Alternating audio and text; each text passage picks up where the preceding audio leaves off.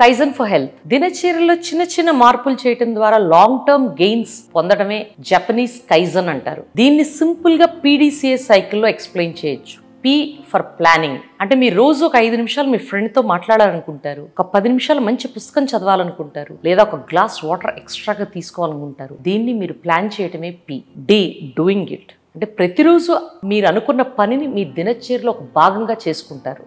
C checking. అంటే మనం ఎలా చేస్తున్నామో, మాట్లాడుతున్నామా లేదా, చదువుతున్నామా లేదా, దీనివల్ల మనకి ఎలాంటి లాభాలు వస్తున్నాయి, హ్యాపీగా ఫీల్ అవుతున్నామా, ఉపయోగపడుతుందా లేదా చెక్ చేసుకుంటారు. ఫైనల్గా A యాక్ట్. అంటే ఈ యాక్ట్ని దినచర్యలో భాగంగా చేసుకుంటూ కొనసాగుతారు. దాన్ని ఎక్స్ట్రాగా మీరు ఏమైనా చేయాలనుకుంటే దాన్ని అడాప్ట్ అవుతారు.